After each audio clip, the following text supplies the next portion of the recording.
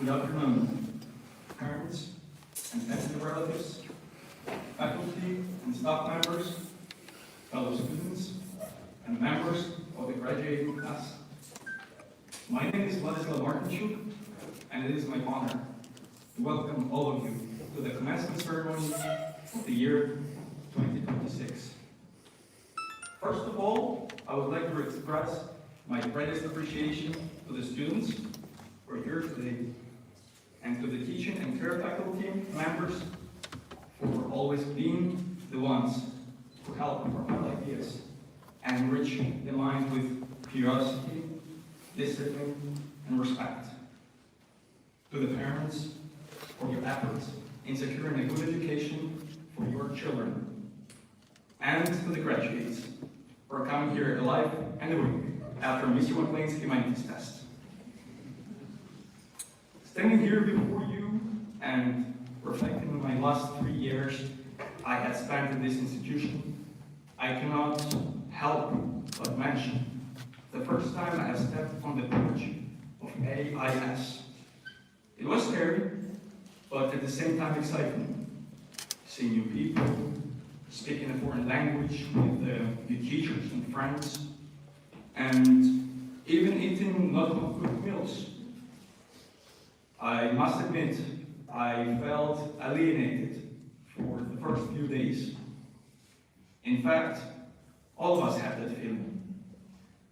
Nevertheless, the school's warm atmosphere made it impossible to feel left alone and negligible, but instead feel included and involved in our small community.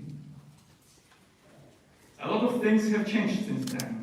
We matured up, made new friends, developed new interests, and became more intelligent. Some of us more than others. However, there is one thing that has remained static for all of us graduates. And I'm not talking about completing a project the night before its due date, or complaining about Miss Welch's homework assignments. No. I am talking about courage.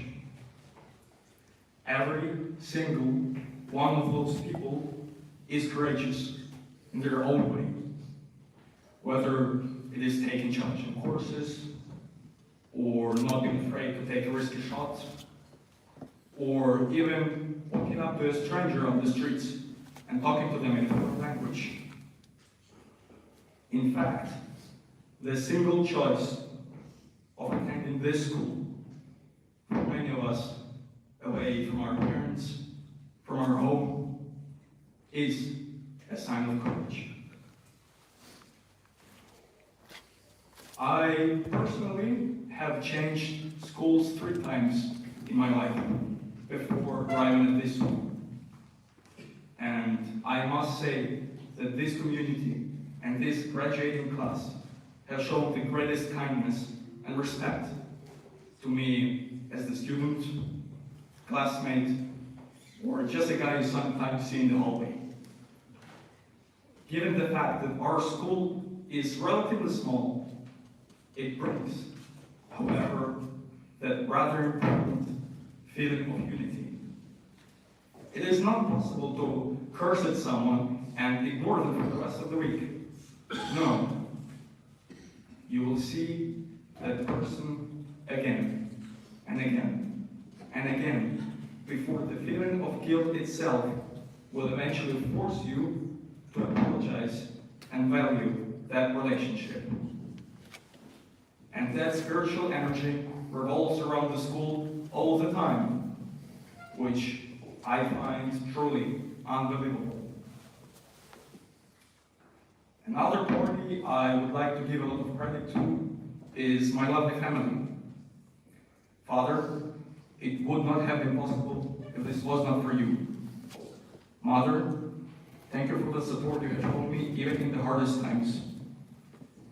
My siblings, you are the ones who taught me how to value time, because it does fly fast.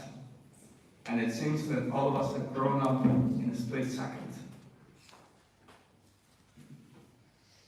Today, as I'm standing here before you and thinking about what happened, I'm also eager to find out what is about to come.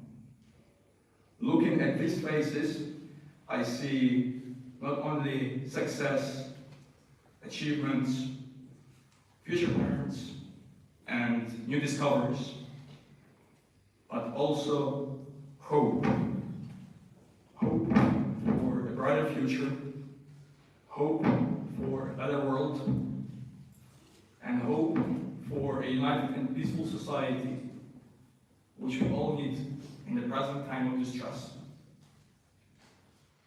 I sincerely believe that these 22 individuals you all see before you here today will make the world wonder how such a small school produced such great minds.